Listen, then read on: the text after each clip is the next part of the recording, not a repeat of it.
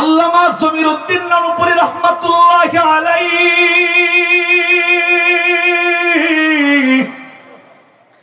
এ বন্ধু কিতাবের ভাষায় লেখেন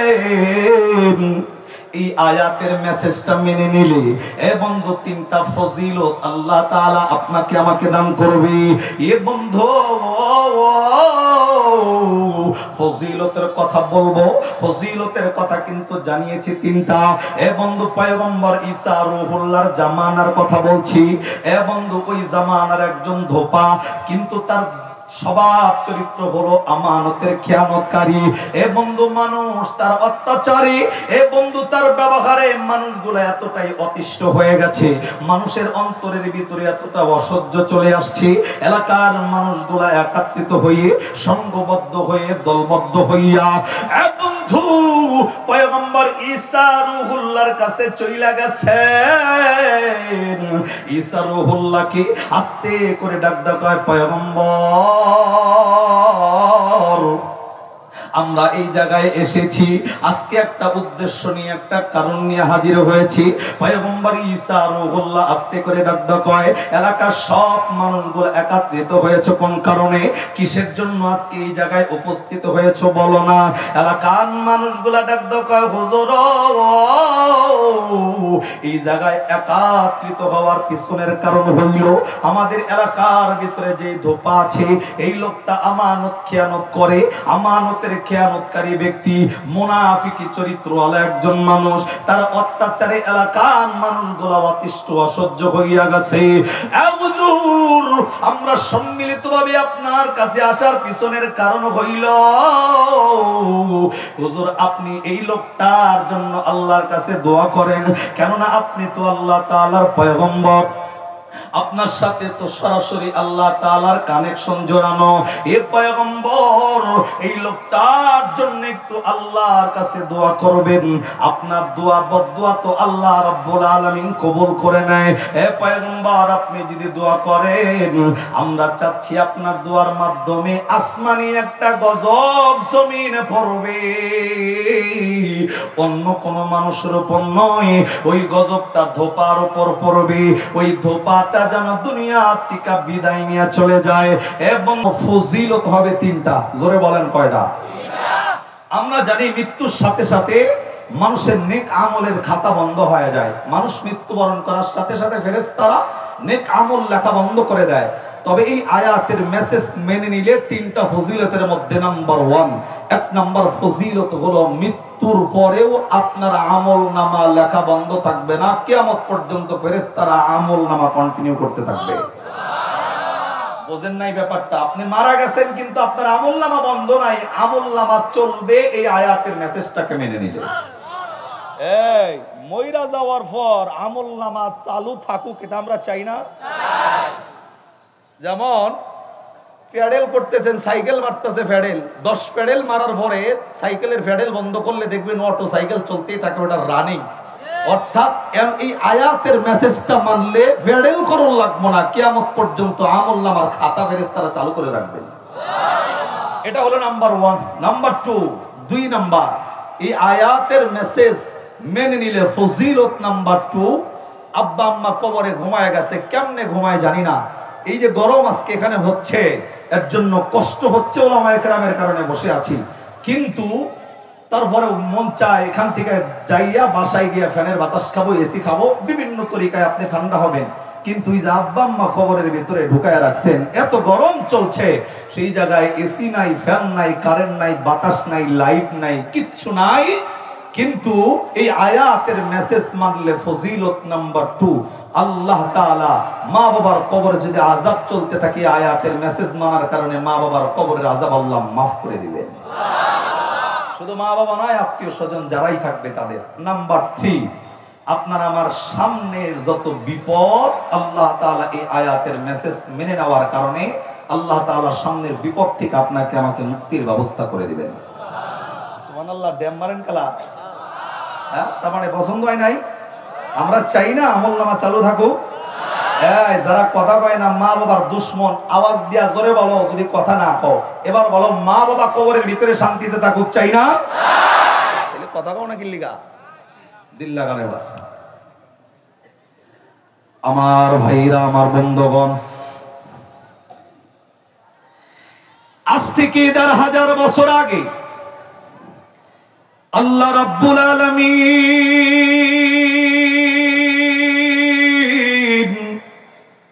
তার পবিত্র কোরআনুল কারিমে আল্লাহ ৩০টা পারা ১১৪টা সূরা নাজিল করে দিয়া এই কোরআনের অন্যতম একটা সূরা, যে সূরার নাম হইল সূরাতুল মুনাফিকুন। এ বন্ধু, এটা ২৮ পারার ১৪ নম্বর পৃষ্ঠার ১২ নম্বর লাইনের ১০ নম্বর আয়াত। আল্লাহ ১,৫০০ বছর আগে নাজিল কইরা, এ বন্ধু, শুধুমাত্র গাজীপুরের মানুষ নয়, এ বন্ধু, ঢাকা বিভাগের মানুষ নয়, শুধুমাত্র বাংলাদেশের মানুষ নয়, তামাম বিশ্বের সকল মানুষদেরকে আমার আল্লাহ একটা মেসেজ দিয়া মানুষদেরকে জানিয়ে দিয়েছেন। আল্লাহ মানুষদেরকে ডাক দিয়া বললেন, মানুষরে, আমি আল্লাহ যেই মেসেজটা তোমাদেরকে দিলাম, আল্লাহ রব্বুল আলামিনের এই আয়াতের তেলাওয়াত হইল। আল্লাহ ডাক দিয়া বললেন, ওয়া আনফিকু মিম্মা রাযাকনাকুম মিন ক্বাবলি আন ইয়াতিয়া আহাদাকুমুল মাউত ফায়াকুলা রাব্বি লাউলা আখখারতানি ইলা আজালিন করিবিন فأصدق وأكن من الصالحين।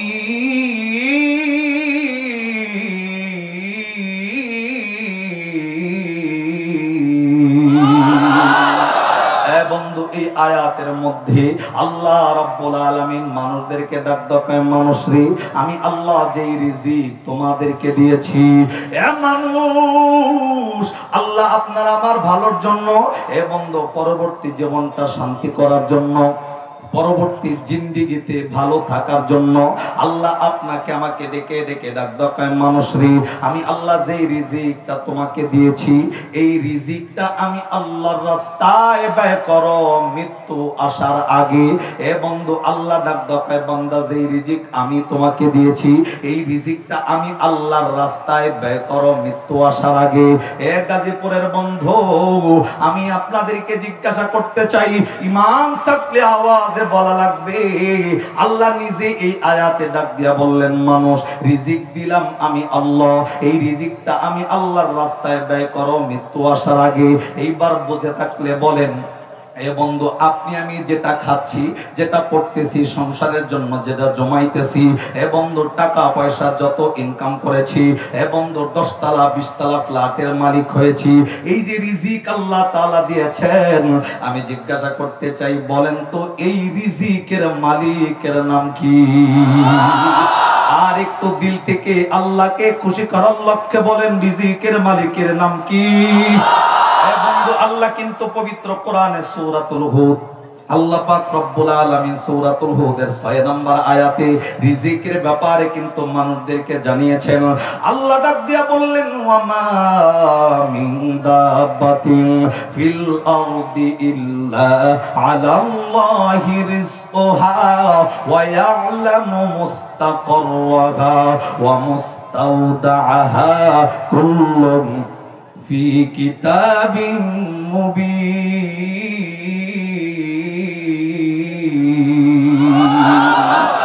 আল্লাহ ডাক দেয়, রিজিকের মালিকের নাম কি? আরে জোরে বলেন কি? কারো বাড়িতে দেখবেন, আপনারা যারা বাসা বাড়ি নিয়ে থাকেন, আপনার গ্রাম থেকে আপনার বোন আসছে, আপনার ভাগ্নি আসছে, আপনার দুলাভাই আসছে, পুরুষ মানুষ নিজের ফ্যামিলি, নিজের শ্বশুর বাড়ির লোকজনদেরকে মহব্বত করলে বউ খুশি হয়, কিন্তু নিজের পরিবারের লোকজনকে মহব্বত করলে বউ বেজার। কথা বল না কেন? দেখবেন, বোন আসছে গ্রাম থেকে, বাড়িতে এমন একটা অবস্থা তৈরি হয়, কিছু পুরুষ আছে এমন যে আত্মীয় স্বজন আসলে তার মন খারাপ। কথা বল না? আত্মীয় স্বজন আসলে তার মেজাজ গরম, এই মাসে টাকা কম, ইনকাম কম, এরা যদি আহে, একটা মুরগি আনন লাগবো, 2 কেজি গরুর মাংস আনন লাগবো, আমি কি এত টাকা ইনকাম করি, তারা তো 2 দিন পর পরে আসে। আপনি কি জানেন, আল্লাহ তাআলা যখন মানুষের উপর বেশি খুশি হয়, আল্লাহ তাআলা যখন মানুষের উপর খুশি হয়, বেশি খুশি হইলে আল্লাহ 1 নম্বরে কন্যা সন্তান দেয়, 2 নম্বরে ওই বাসায় আল্লাহ মেহমান পাঠায়। আরে সুবহানাল্লাহ, জোরে মানুন লাগবো। আল্লাহ আল্লাহ যদি বান্দার প্রতি খুশি হয়, নাম্বার 1 কন্যা সন্তান দান করে কে? এটা আল্লাহর খুশি, কিন্তু পাবলিকের বেজার। হ্যাঁ, যদি যদি কোনো মুহূর্তে আলটা কইরা শুনছে যে 2 মেয়ে পরে আর এক মিয়া ডাক ডাকায় বিয়া কইরাই ভুল, আর 14 গোষ্ঠী ঠিক নাই, কথা বল না কেন? অথচ ফায়সালা কার? বেড়া নতুন বিয়া করছে, আল্লাহর কাছে খালি ডাক ডাকায় বিয়ার পরের দিন থেকে আল্লাহ ফোলা দিও, ফোলা দিও, ফোলা দিও। সিদ্ধান্ত 1 বছর পরে আল্লাহরে জানাইছে, 1 বছর পরে এটা সিদ্ধান্ত আল্লাহ আমারে ফোলা দিও। কিন্তু আল্লাহ ডাক ডাকায়, বেড়া আমি আপনাকে জিগাই, বলেন আপনার সিদ্ধান্তর দাম বেশি না আল্লাহর সিদ্ধান্তর দাম বেশি? এটা কি খালি এই মাহফিলেই থাকবো না পরিবারে জয় হবে? হ্যাঁ, এখানে বলেন এক কথা, পরিবারে যায় বলবেন উল্টা। 1 বছর আপনার সিদ্ধান্ত আল্লাহ আমারে ফোলা দিও, যখন 1 বছর পরে দেখেন যে হইছে মিয়া, তখন আপনার মন খারাপ। মন খারাপটা কার উপর? আল্লাহর সিদ্ধান্তের উপর। হ্যাঁ, কথা জোরে কর না কেন? কারণ আপনার সিদ্ধান্ত আল্লাহর পছন্দ হয় নাই। আমরা তো জানি আল্লাহ যা করে বান্দার মঙ্গলের জন্য, এটা কি ঠিক? যদি হয় ঠিক, তাহলে মি হইলে মন খারাপ কি লিগা? পরিবারে যদি আত্মীয় আসে, মেহমান আসে, মন খারাপ কেন? আল্লাহ তাআলা বান্দার প্রতি খুশি হইলে 1 নম্বরে কন্যা সন্তান দেয়। সুবহানাল্লাহ, কন্যা। যদি আরো বেশি খুশি হয়, আল্লাহ তাআলা বান্দার বাসায় মেহমান পাঠায়। আরে ভাই, নবীর কথা, যদি তোমার বাসায় মেহমান আসে, তোমার রিজিক খাইতে আসে না, বোন আসলে বোনের রিজিক বোনে খেতে আসে। যদি ভাগ্নি আসে, ভাগ্নির রিজিক ভাগ্নি খেতে আসে। দুলাভাই আসলে, ফুপু আসলে, তার রিজিক সে খাইতে আসে। তুমি মিয়া সারা জীবন কিয়ামত পর্যন্ত যদি হায়াত পাও, তোমার ফুপুর রিজিক ফুপুই খাবে, তোমার ফুপুর রিজিক তুমি ভক্ষণ করতে পারবা না। তার মানে তারা আসলে মন খারাপ করার টাইম নাই, খুশি হন, আল্লাহ তাআলা আপনার প্রতি খুশি হয়ে যাবে। আবার বলেন, রিজিকের মালিকের নাম আল্লাহ। হাসানি, সত্যি তো? আবার বলেন, রিজিকের মালিকের নাম আল্লাহ। এবার বলেন, রিজিক দেয় কে? আল্লাহ। এই আয়াতের শুধুমাত্র আমি জাস্ট উদাহরণটা দিচ্ছি, এই আয়াতের সরল তর্জমা। আল্লাহ বলেন, এই মানুষ, যেই রিজিক আমি তোমারে দিছি, এই রিজিকটা আমি আল্লাহর রাস্তায় ব্যয় কর। তার মানে রিজিক দিছে কে? আল্লাহ। আবার চাইছে কে? আল্লাহ। জোরে কোন, চাইছে কে? আল্লাহ। হাদিস আছে কি জানেন? কিয়ামতের ময়দানে এক শ্রেণী মানুষকে আল্লাহ বলবে, এই আমি ক্ষুধার্ত ছিলাম, আমারে খাইতে দাস নাই কি লিগা? সুবহানাল্লাহ, কোন না কোন? আমরা তো জানি আল্লাহ কি খায় না। যারা কথা কন না, তারা মনে হয় পোলা মাংস ভাগ করে প্রত্যেক সপ্তাহে পাঠায় দেন। আল্লাহ খায়নি না। পয়গম্বর মুসা কালিমুল্লাহ কিন্তু আল্লাহরে বলছে, আল্লাহ এই যে গাজীপুরের সব মানুষ ঘুমায়, জরুনের মানুষ ঘুমায়, তুমি ঘুমাও না কি লিগা? আল্লাহ ডাক দাও, অন্য কোনো কথা পাও না, এই কথা নিয়ে আইছো? কারণ পয়গম্বর মুসা কালিমুল্লাহ আল্লাহর সাথে এমন ভাবে কথা বলছে, ওই রকম ভাবে কেউ কথা বলতে পারে নাই। যাকে আল্লাহ তাআলা নিজে একটা উপাধি দিয়েছিলেন কালিমুল্লাহ, বেশি কথা বলার কারণে। আল্লাহর একদিন জিজ্ঞাসা, আল্লাহ আমার যা আছে তোমার তা নাই। কারে বলতেছে? আল্লাহরে পয়গম্বর নিজে ডাক দেখায়, আল্লাহ আমার যা আছে তোমার কিন্তু তা নাই। আল্লাহ নিজে ডাক দেখায়, বেটা তোরে বানাইলাম আমি, সৃষ্টি করছি আমি, তোর বউ বাচ্চা খাবার যা আছে পোশাক পরিচ্ছদ সব দিয়ে আমি, তোর এমন কোন জিনিস আছে যেটা আমার নাই? মুসা আলাইহিস সালাম আল্লাহরে ডাক দাও, আল্লাহ রাগ করো বিল্লি, আমার বউ ভোলাবান আছে, তোমার আছে? আল্লাহর আসেনি? আল্লাহ তো ডাক দেখায়, লা তাখুযুহু সিনাতু ওয়ালা নাওম। আল্লাহ তাআলা খায় না, ঘুমায় না, আহার নাই, নিদ্রা নাই। আল্লাহ কারো কাছ থেকে জন্ম নেয় নাই। যারা সূরাতুল ইখলাসে আসছে, কুল হুয়াল্লাহু আহাদ আল্লাহুস সামাদ লাম ইয়ালিদ ওয়া লাম ইউলাদ ওয়া লাম ইয়াকুল লাহু কুফুয়ান আহাদ। কিন্তু জিগাইছে পয়গম্বর ঠিকই, আল্লাহ তাআলার কাছে এমন এমন প্রশ্ন করেছেন মাঝে মধ্যেই। তো আমি ওই দিকেও যাচ্ছি না। আবার বলেন, রিজিক দিবেন কে? আল্লাহ। আবার চাইছে কে? আল্লাহ। কিছু মানুষকে আল্লাহ কিয়ামতের ময়দানে বলবে, এই আমি আল্লাহ অসুস্থ ছিলাম, আমার পাশে দাঁড়াও নাই কেন? ইতিমদের পাশে কেন দাঁড়াও নাই? আল্লাহ তাআলা আবার বলবেন, এই মানুষ আমি ক্ষুধার্ত ছিলাম, আমাকে খাদ্য দাও নাই কেন? আমরা জানি আল্লাহ যদি খাইতে চায়, আল্লাহ যদি খাইতে চায়, আরে আমার যা আছে, আমার জীবনটাতে 100 বার আল্লাহর নামে কুরবানি করতে প্রস্তুত। কথা বল ঠিক কিনা? মানুষ বলবে, আল্লাহ তুমি খাইতে চাইছো আর আমি দিব না, এটা তো হয় না। আল্লাহ তাআলা বলবে, এই সমাজে এমন কিছু মানুষ ছিল, যেই মানুষগুলা ক্ষুধার যন্ত্রণার কারণে রাস্তার পাশে বসে বসে তোমার কাছে 5 টাকা ভিক্ষা চাইছে, তুমি দাও নাই। আমি আল্লাহ তো ওই বান্দা তো আমার নাম নিয়ে তোমার কাছে চাইছে, ওই ক্ষুধার্ত ব্যক্তিকে তুমি যদি খাদ্য দিতা, আমি আল্লাহর খাওয়া হয়ে যেত। সুবহানাল্লাহ, কালকে কইন আরো জোরে কোন। অসুস্থ মানুষ টাকার অভাবে চিকিৎসা করতে পারছে না, আপনি তার পাশে গিয়ে দাঁড়ান। আল্লাহ যেমন বলবে, আমি অসুস্থ ছিলাম, আমার চিকিৎসা করো নাই। আপনি যদি অসুস্থ মানুষের পাশে গিয়ে দাঁড়ান, আল্লাহ ডাক দরকার বান্দা আমার পাশে এসে দাঁড়ায় গেল। সুবহানাল্লাহ, রাখবার কোন। তাহলে বলছিলাম রিজিক দিছে কে? আবার চাইছে কে? যদি আল্লাহর দেওয়া রিজিক আল্লাহর রাস্তায় ব্যয় করেন, আমি ফজিলত বলছি কয়টা? এই ফজিলতের কথা আবার বলি। এক নম্বরে কিয়ামত পর্যন্ত আমলনামা চালু রাখবেন কে? মা বাবা আত্মীয় স্বজন কবরের ভিতরে শান্তি ঢুকাই দিবে কে? সামনের সমস্ত বিপদ থেকে মুক্তির ব্যবস্থা করবে কে?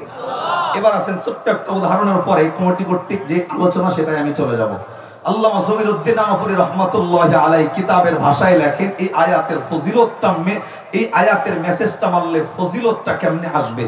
আলোচনা আসছে পয়গম্বর ঈসা রুহুল্লাহর জামানার ছোট্ট একটা ঘটনা আমি বলে আমার আলোচনা জানি না, আমার কতক্ষণ মনে হয় আজরাইল পিছনে ডাকে।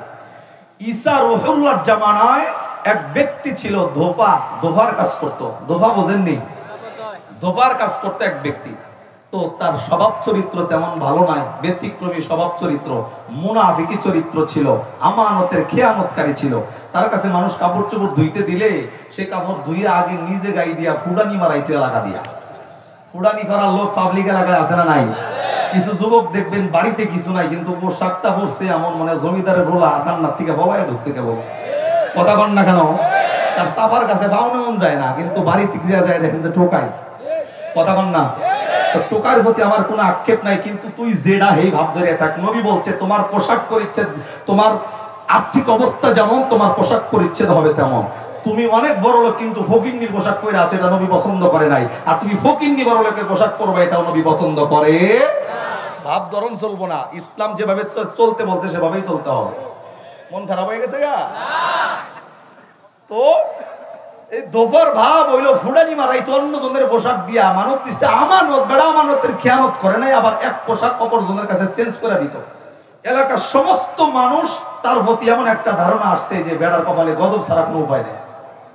গজবের জন্য চলে গেছে পয়গম্বর ঈসা রুহুল্লাহর কাছে। ঈসা রুহুল্লাহর নাম আমরা জানি তো পয়গম্বর ছিল, কথা বল ঠিক না? ঈসা রুহুল্লাহ এমন পয়গম্বর, এই জরনের মানুষ দিল লাগান, এই আপনাদের এই এলাকার সবচাইতে পুরাতন কবরস্থান যদি থাকে, 100 বছরের পুরানো কবর যদি কোনো কবরস্থানে থাকে, ঈসা পয়গম্বরকে এমন ক্ষমতা আল্লাহ তাআলা দিবেন, কবরের পাশে দাঁড়ায়া 100 বছরের পুরানো কবরের ওই ব্যক্তির কাছে দাঁড়ায়া একবার শুধু জবানে বলতেন কুম্বি ইজনিল্লাহ, বলতে দেরি 100 বছরের পুরাতন কবরের লাশ উইঠা দাঁড়াইতে দেরি হইতো না। এই সুবহানাল্লাহ যারা মারো না, প্রত্যেক কবরে যায় কুম্বি ইজনিল্লাহ কইলে ব্যক্তি দাঁড়াইবো নি? সুবহানাল্লাহ বল না কেন? আবার জোরে কোন সুবহানাল্লাহ। এমন মুজিজা দান করছে কে? হাড্ডি জোড়া লাগতো, গোস্ত জোড়া লাগতো, চামড়া গজা যাইতো। আল্লাহু আকবার কোন। ওই লাইট ধরতেছে কেডা তুমি? কোন থানার ওসি? ও লাইট ধরে কেডা? বলাবান। ও ডাক দাও হুজুর আমি একটা লাইট কিনছি 25 টাকা দিয়ে দেখেন। বাপটা নিতাছে এমনি আওয়ামী লীগের বাপ। কথা কন না কেন?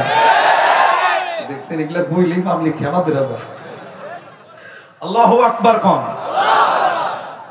আমার ভাইরা, আল্লামা জমিরউদ্দিন নানুপুরী রাহমাতুল্লাহি আলাইহি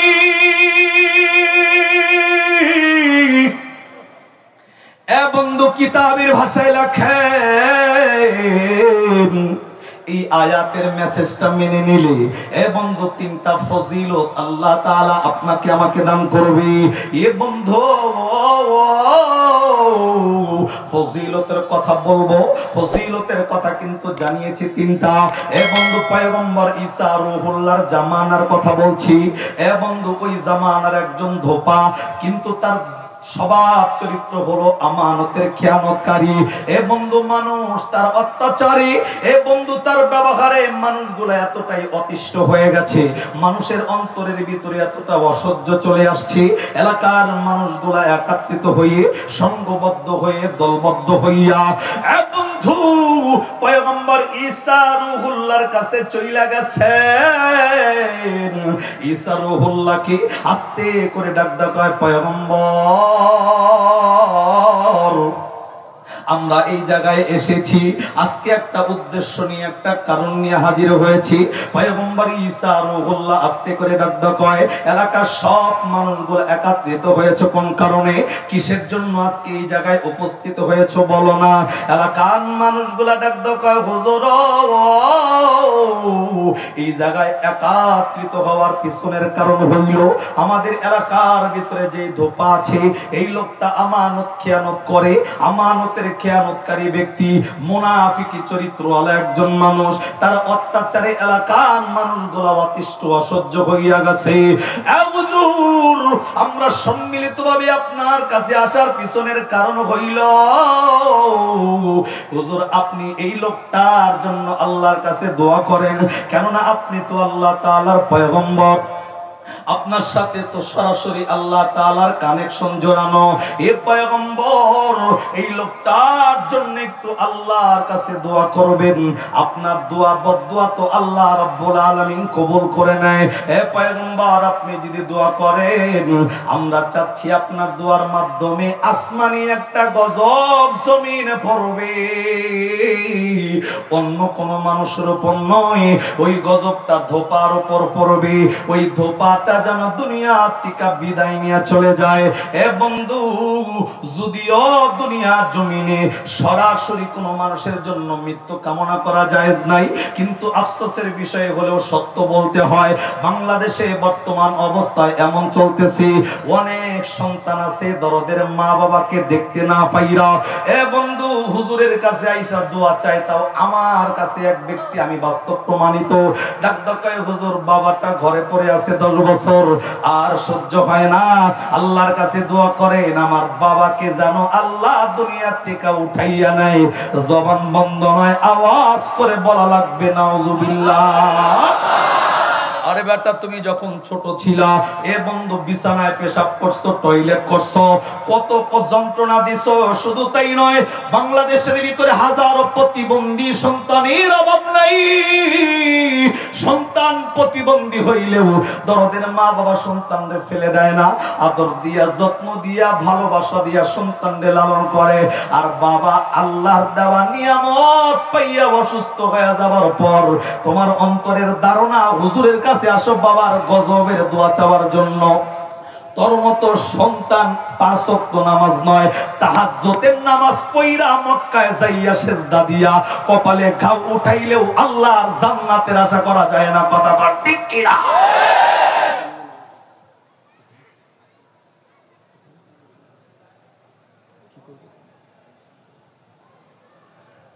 আল্লাহু আকবার কোন? এরকম সন্তান আসেনি বাংলাদেশে? কতক্ষণ না মা বাবারে দেখতে পারে না।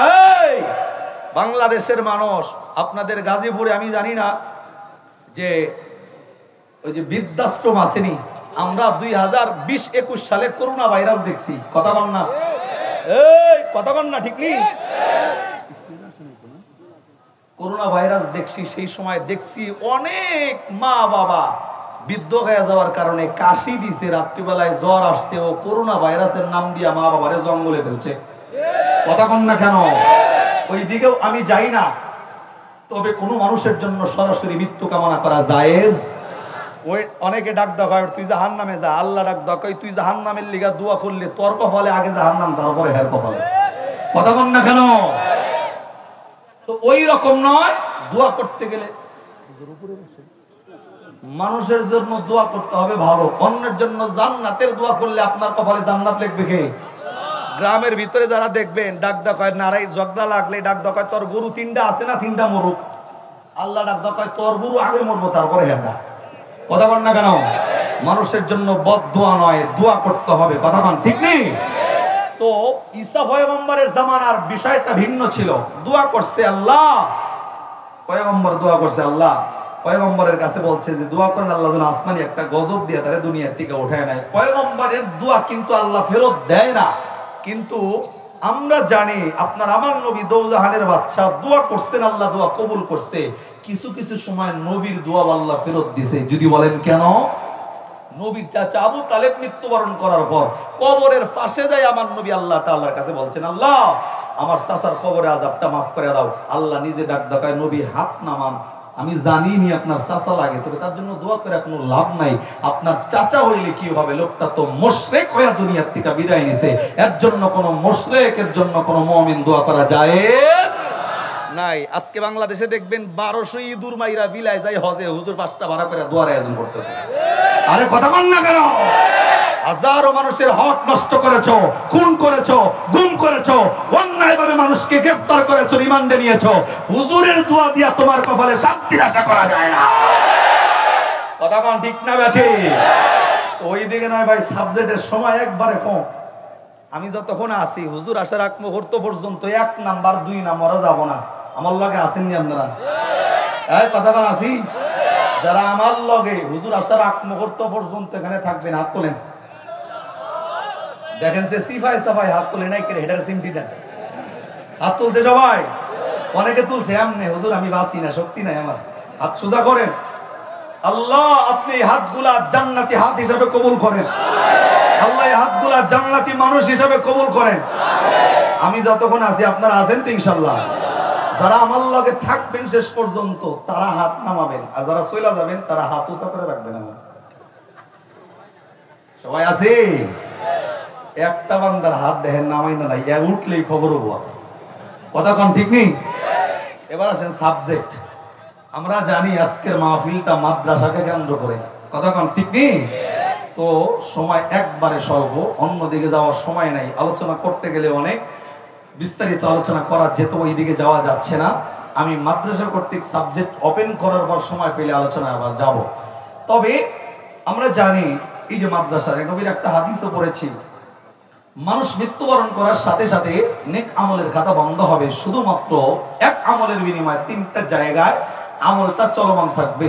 ও নাম্বার 1, 1 নাম্বার সদকায়ে জারিয়ার আমল করবে যারা, মৃত্যুর পরেও কবরে শুয়ে থাইকা সব পাইতে থাকবে তারা।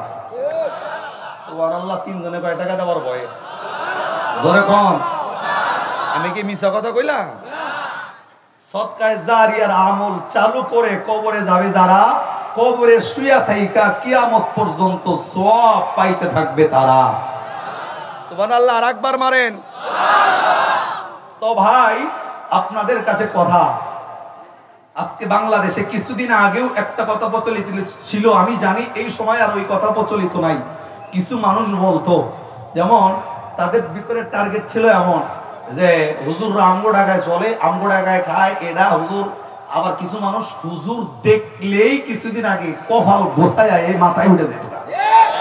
ওরা আমগো দেখলেই মনে করতো হুজুর রাখি দেশে ভাড়া থাকে, মানে আমরা মনে হয় এই দেশে ভাড়া আইসি, হেরাই voter ID card, national ID card, driving licence সব হেগো, আর আমরা কয়েকদিনের জন্য অন্য দেশ থেকে ভাড়া থাকি। আমগো দেখলে আচরণটা তাগো এমন ছিল। কথা বল না কেন? তবে একটা কথা, ওই দিকেও নয়। আজকে যে মাদ্রাসাকে কেন্দ্র করে মাহফিল, 15 জন ছাত্র, কয়জন ছাত্র নিল? 10 জন ছাত্র হাফেজে কোরআন, মাথায় পাগড়ি পরিধান করা হবে। হাফেজদের মর্যাদা, হাফেজদের মা বাবার মর্যাদা, হাফেজ হওয়ার পিছনে যারা আর্থিক সহায়তা দিয়েছে, এই সমস্ত মানুষের মর্যাদা আল্লাহ তাআলা এমন ভাবে বাড়ায় দিবে, দুনিয়াতে ক্ষমতাবান ব্যক্তির কোনো দাম সেই দিন নাই। আজকে যারা দুনিয়াতে রাষ্ট্রপ্রধান মনে করেন, জজ মনে করেন, ব্যারিস্টার মনে করেন, যে যাই কিছু যেই চেয়ারেই বসে থাকুক না কেন, মৃত্যুর পরে কোনো দাম নাই।